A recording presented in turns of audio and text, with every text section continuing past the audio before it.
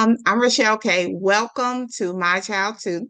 I'm here with one of my favorite people, um, who has so much knowledge and wisdom and understanding.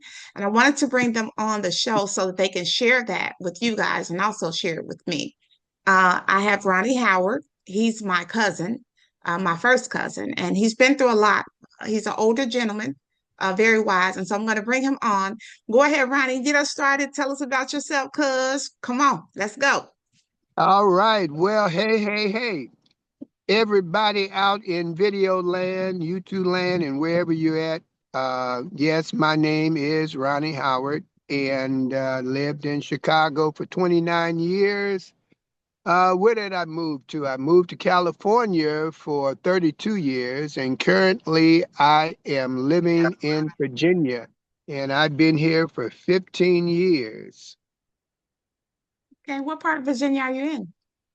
I am in Woodbridge, Virginia. What is that near? Is that like near? Well, if we look at DC, Woodbridge is probably like 30 minutes from DC. Okay, cool. Gives me an idea. All right, cuz. So we on here today to just, um, life happens, right? And we know that we deal with a lot of things as we go through life, right? And I know that you dealt with some things in your life, and it's one tragedy that I want to talk about particularly, but we can jump all over the place, hop around, do whatever we want to do, because this is Ratio K show, so we can do it however we want to do it. But I do want to talk about my cousin, Raymond. Well, that my only brother, and I mean that was a journey, to say the least. And I remember getting the call from my mom at the time I was living in California. And my mom called me, and every time I try to explain this story, I can still hear her voice and her saying that her baby was dead. And she had a real high pitched voice when she said it. Normally, I would say it like she said it, but she called me and said, "My baby is dead." And and it kind of like froze. I kind of like froze, and she started trying to explain what happened. And my stepfather at the time, his name was Sonny, and Sonny was a great person. And but I think that particular day he snapped and he shot my brother. So that's kind of how it started. It started. They were having some altercation in the hallway, and he went back and got a 22 pistol, came to the hallway and shot him. Um, I think even talking about it, and every time I think about it, I think out of all the family that we had, Rachel, and all the things that happened, I was, and my mom was the only one that forgave Sonny for doing that. And that was a hard thing for all the family members to go through, and my mom and me, and even Sonny, because he wouldn't have never did anything like that. So um, that's kind of how it was. And I was on a plane the very next day and came to Chicago, and I went to the mortuary because my mom didn't want to do that, and I handle actually everything. She didn't want to handle anything, and I can understand why. And sure enough, my first time going to a mortuary, and when they pulled my brother out of the little slab that they keep him in, like I used to see on TV, and they did have a little toe tag on his toe, you know, specifying who he was, and I said, "Yep, that's my brother." And then they pushed him back in after I took a look at him.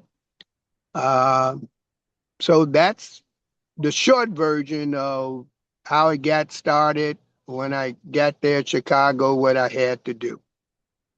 So, cuz, tell me about this. So, you kind of say that nobody really forgave Uncle Sonny, and Uncle Sonny's been my uncle majority of my life, right? So, and I Right. love him, and I love Raymond as well, and I especially love my auntie. Um, did you have a hard time? What was Uncle Sonny like? How did he feel? Because I know he had to have like remorse and like, how did this happen? Was that the? Because I never saw him. I don't think I saw him for. I don't even know if I saw him after that again. Well, he did have remorse. The interesting thing, because I saw my brother that evening when I got there, went to the mortuary, and the very next morning, I went to Cook County Jail because they had arrested Sonny, and I went and saw him the very next morning. And when I saw him, he came out, in his jail suit, like you'd see, and he had his head down. And the first thing that I said to him, I know you didn't mean to do it. Um, and I just said to him, I still love you. This is just kind of messed up that all of this is going on. And he had his head down, and I said, you can look up, uh, I know you. Now, whatever happened, you know, maybe one day you'll get a chance to explain it to me. But in the meantime, I'm here. And I think the conversation probably lasted like five, no more than 10 minutes. And it wasn't really a conversation. Uh, it was just me looking at looking real pitiful and sad and remorseful and just confused and all person, here I am coming to see him the very next day. So that's the way that was. And then the craziest thing about that, Rachel, is that he got out within 30 days. And so that was kind of weird, you know. And he got out and went back home, back to, where him and my mom lived at the time. And so it was kind of a strange, weird experience for everybody, even the cousins, and of course my uncles and aunts at the time, and everybody. Everybody just, didn't know how to respond to any of that. But I just knew the person, and I loved them all that time. It's kind of like, how can I start hating you now, even though you killed my only brother? So that's the way that went the very next day when I went down to the jail. So, cuz when he came back home, and did you come back to see him at the house, like with Auntie? Did you come back there to visit while he was still there? Yeah, I did. Was I it just didn't do it. normal? I didn't do it right away though. Um, I think it was probably months. I don't know how many months it was uh, that had expired before I went and saw him, but he had got real sick.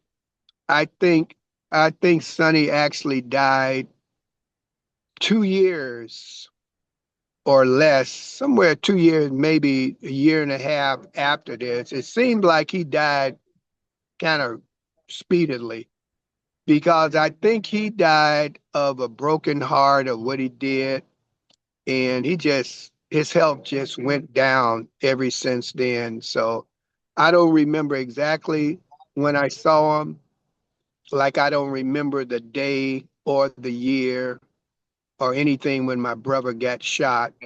I don't remember any of that. Uh, but I just remember I saw him before he actually made his transition, and he didn't look good. But I did talk to him quite a bit, at least once a month. I would call him and just talk to him and tell him I love him.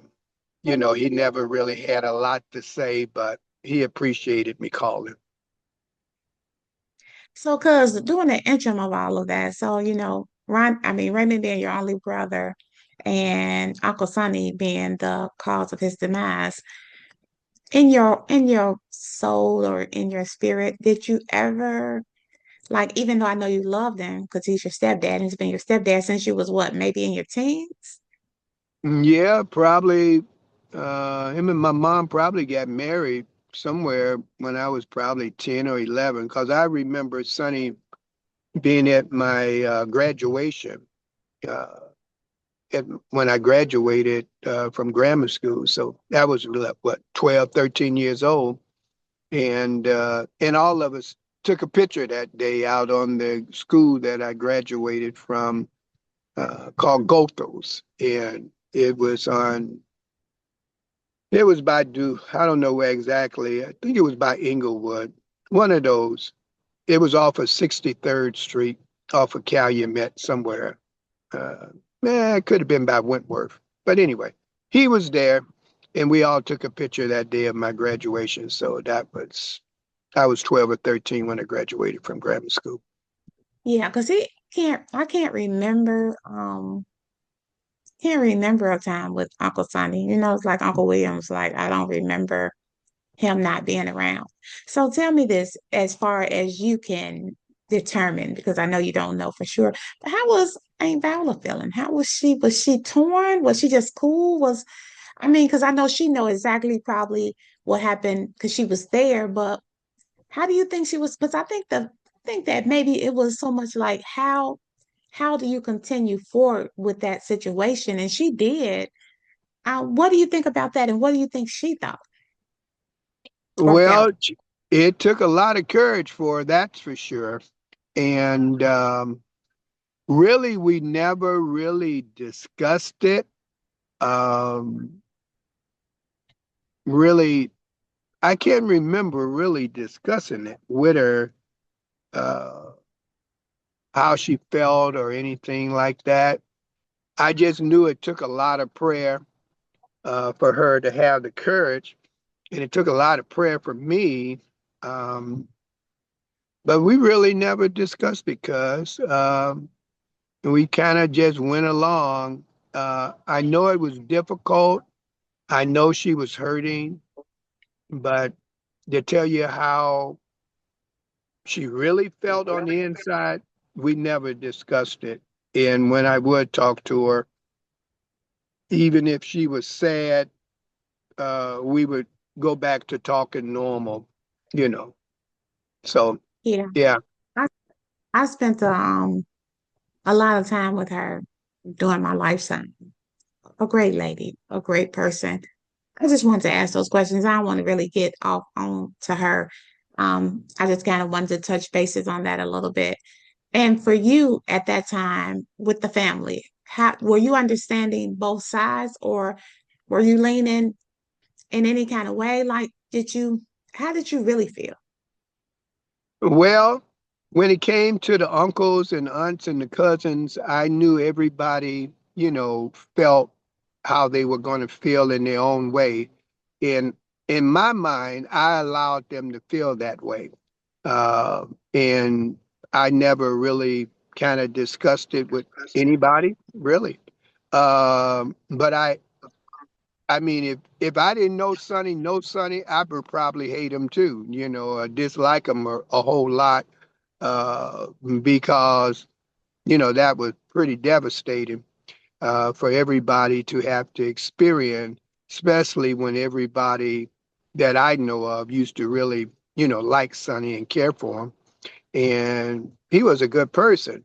So for something like this, but when you take uh, a son and a father from a daughter, uh, you know, there's no way that they're gonna buddy up or kiss you or anything like that. They feel the way they feel, and I would imagine some of our relatives still feel the same way that they felt many years ago when all of this happened, because it takes a while to get over trauma like this, and then you know so I just allowed everybody to feel and know that they could think and feel whatever they want to, because it's a process for everybody to heal in their own way. So, I just had to do what was best for me and my mom at the time. And I just knew to love Sonny anyway. You know, it wasn't so that I was so spiritual or so godly. It just, I live with the man. I just know that whatever the altercation was, he snapped. And, uh, and that's what happened. Okay, I'm gonna go on a little different subject, but the same subject. All So, right. because when you had to explain it to your children, were you able to do, were they able to comprehend, or did they say, what did they think? Did they think like, okay, that's still granddaddy, or did they show any like what was their thought process, you think? Well, well, all of my kids love Sonny, but Letitia really loves Sonny. And uh, Letitia was Sonny's little girl per se. So, you know, they would always ask about each other, and Sonny would ask about Tish, Tish would ask about Sonny, you know, etc. But I think they all loved him. And I guess because I showed no hatred for him, uh, or no bad feelings. It's just life that happened, you know, kind of messed up that we have to go through. So I couldn't change my perspective. So I think them watching me, how I dealt with it, helped them to deal with it, even though we never talked about it. It's funny, a lot of times we don't talk about things in our home. We just kind of observe each other and kind of figure it out on our own sometime, you know, but that's kind of way me and the kids did. Um, we never really talked about it. And if we did talk about it at the time, I didn't forget what we said, especially now. Uh, but I don't remember them ever changing their love or their position, how they thought about Sonny as a grandfather. I never saw, nor did I hear anybody talking down or changing their feelings towards him. I think they just kind of absorbed it and went along and healed in their own way because all of them was young at that time, real young. Yeah. You know what? It's a great thing to be able to not get caught up in those type of things, you know.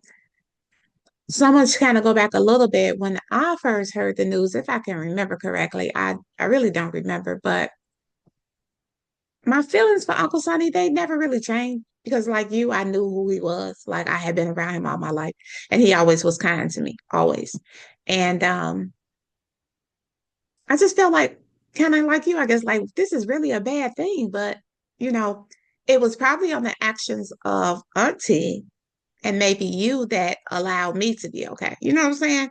Because I saw my Mhm. auntie was whatever she was going through, she didn't put it out in the forefront. You know, so Right. I didn't know, and she stayed with it. So to me, it was like that thing about to death do us part. Like for her, that's real. You know what I'm saying? Um, because if any reason to leave somebody or move around is that would be a reason. But she stayed, and I guess she stayed because she knew that Uncle Sonny loved her and he loved you all. And whatever happened, it just happened, you know, not that he wanted it to happen or intended for it to happen. So let's talk a little bit about his 30 days. So did he not Okay. get any Well, according to what I know, I don't think he got charged with anything because, of course, if you didn't killed somebody and you got out of jail in 30 days, um, I don't think it was any charges, um, which was totally weird, but that's the way it was. He was out in 30 days. I wasn't trying to count the weeks, but I know in 30 days he was back at the house. So, what type of Yeah. justice system they were operating on was kind of weird because it didn't do any type of justice or anything like that. Yeah, it could have been just based on, as we get older, I was knowing I was going to do the podcast with you today. So I was kind of talking to my daughter about it. And I was just telling Mhm. her, older guys, they kind of stand on what they be saying. You know what I'm saying? They really not going for the okie doke. Like they'll do it. You know what I'm saying? Because it's like they don't have time. Like I don't have time to play with you. I don't have time to argue with you. I don't have time to fight with you. I just ain't got time. So I know a lot of older men that I know, that's what they say, they've been through it. So it's just like they don't have time. So I don't know if that was the case, just something I figured I'd say. But anyway, let's talk about some other stuff. Let's talk about some wisdom because you got a whole lot of it. So we're Yeah, gonna get thank you.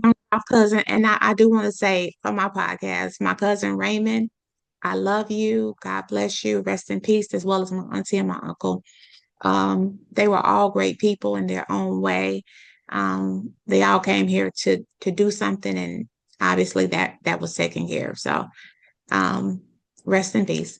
And then Yes. as me and you have had a lot of conversations, and you have enlightened me on so many things. And I want to say thank you for your part in my life that helps me to be a better Rachel. So I just want you to share some of those things. So I really don't even know where to start because you tell me so many things and you help me out in so many ways. But I remember having a conversation with you not long ago, and we were talking about grief, right? And I was kind of just telling you, like, hey, cuz, I'm going through it and I want to cry. So it's so crazy. But I'm telling you, like, hey, I'm going through it. And you just kind of explained to me, and that's what I want you to do for my guests. You kind of just explained to me, like, this is what it is. So give me that in a few words as to what do you think about grief? Well, I'm gonna try to make it in a few words like you asked me to. Um, I think overall it's very difficult when someone makes their transition and we have to experience our loved ones, our friends, our children, our mother, our father, or whoever it may be when they leave because we've been around them so long and we have so many memories in different ways with that person, however many years that God allowed us to be together. So what I've learned through the years, cuz, is to continue to tell myself, even now, it's all right for them to go. And I try to share that with people that's dealing with grief. It's very hard because everybody's journey on the grief uh, trail is different and their experiences is different.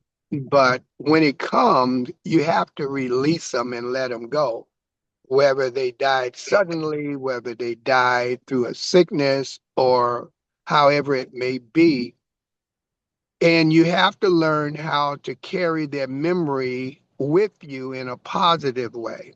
It's all right to cry, it's all right to feel sad, and it's grief. You're going to cry, you're going to feel sad. And a lot of men, they've been told, men's don't cry. Well, cry, it's good. It'll give you healing, it'll give you relief.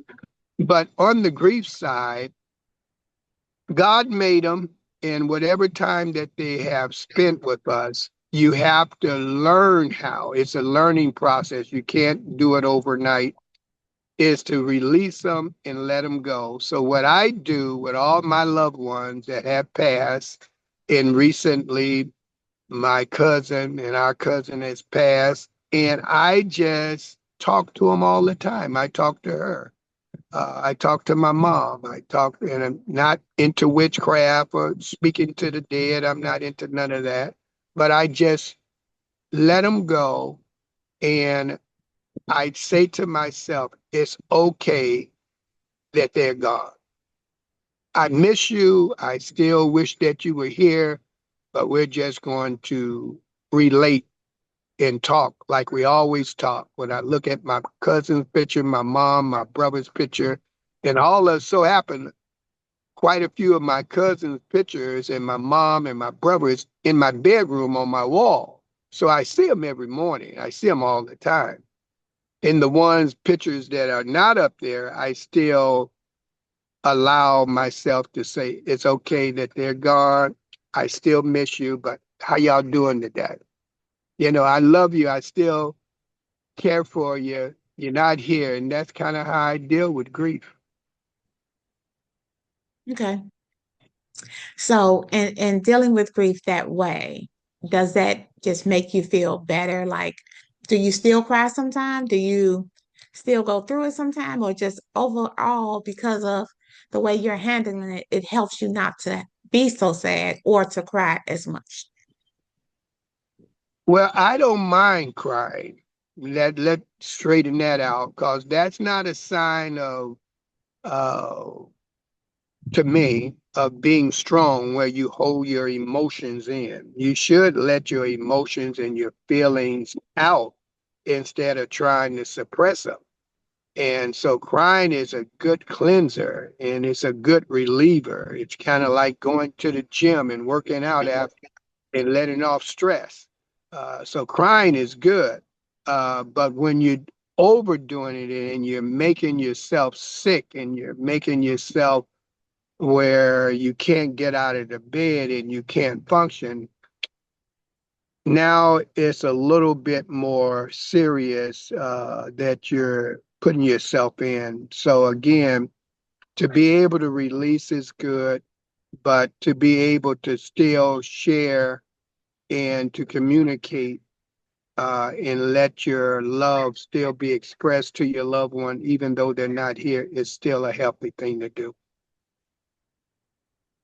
Okay. So, cause when you're talking to them, like, is it just kind of in the morning, or do you kind of do this all through the day? I'm laughing at you. Are you talking to them all day, cuz?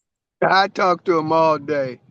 I, Wow. after we get through talking, I'm gonna talk to them and said I did a podcast with my cousin. I talked about all y'all. Y'all know I love you. I'm gonna still be talking to them soon as we get through. I'm gonna say, yeah, and it was good too. And we got a chance to share with other people that I didn't even know that's going to be watching this. And yeah, but yes, I talk to them all the time, any time of day or night, because I would normally be thinking about them anyway. I need to call my mom or I need to talk to my brother or whoever that I'm thinking about at the time. And then when I realize, of course, I already know they're not here. And then I just start talking to them. I say, I was thinking about you a few minutes ago. I know you knew I was thinking about you, and I'll just start holding on to conversation. And I do it in that way because it's all right to still express myself to them like they're here. And yes, that is healing for me, and hopefully someone can learn that that's okay to do it that way instead of going into deep depression and getting sick over it. Because so when you're when so by you doing this talking to them thing, I'm gonna be talking to them too.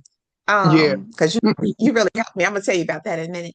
Do it cause you to miss them less? Do it feels like does it feel like you still have the opportunity to communicate with them? So does the yearning for the missing, is that still there as much, or you think it's there less? Well, I still miss them as much. Okay. I don't miss them as less because they're with me in a different way. So I have to talk to myself and tell myself they're still with you. They're just Right. there with you in a different way. So if I can continue to tell myself and believe that, which I actually do believe, you're still with me. It's just in a different way. Right. And the things that we would have normally talked about and discussed, I'm gonna talk about it with you anyway, right now, whatever that could be.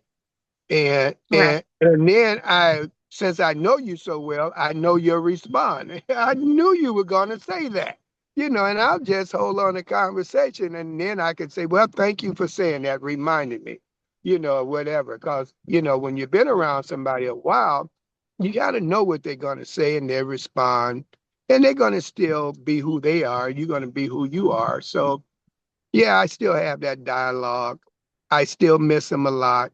but I do carry them everywhere I go because they are with me everywhere I go because they're part And part of of you. who I am. Yeah, yeah, yeah. That's Yeah, for sure. That's for sure. Sometimes I'll talk, um, and about that crying thing I was gonna say. So, because I hold it in. I hold it in because if I don't, it becomes too much. Like if I yeah, start, it's hard. It's hard to stop because then my brain start going over here and over there, and they be looking at this and looking at that, and then I'll be like in a crying frenzy. So I'll hmm, try not to go there. You know what I'm saying? So if somebody's around me and they start crying or whatever situation, I walk away because, you're like with right. my daughter, I just move around because I can't handle all that. And it's sad to say, and I want to be strong, and I want to be the person that you can lean on and you can come to. Yeah, I want to be that, but I can't always be that. I totally understand. And it's all right, because we all have to figure it out, learn how to do it that best suits us. And if you, just like you mentioned, if you start crying and allow yourself to go there, you'll be in a frenzy and you can't get out. Where if I start crying in a few minutes, because we're talking about our loved ones and how much we love them, I'll cry and wipe my tears, and then we'll just keep on talking. And I knew that I at this moment I needed to cry. And I won't hold it back and say, oh, well, we're on camera. I don't need to cry. No, I'm going to cry right now if I feel like I need to cry. And then I'm going to wipe it away and then we're going to keep on talking. And that's the way that I can handle it. But everybody can't handle it that way. And if, like you said, if you start crying, you're going to frenzy. You'll be all on the floor. You won't be good for the rest of the day. I start crying. I'm gonna still go to Denny's after we get through, and then I'm gonna go to the gym and work out. It ain't gonna stop my day. It's gonna it's gonna strengthen me to say I'm still in touch. I still feel. I still love, and it's still deep. And let the tears flow.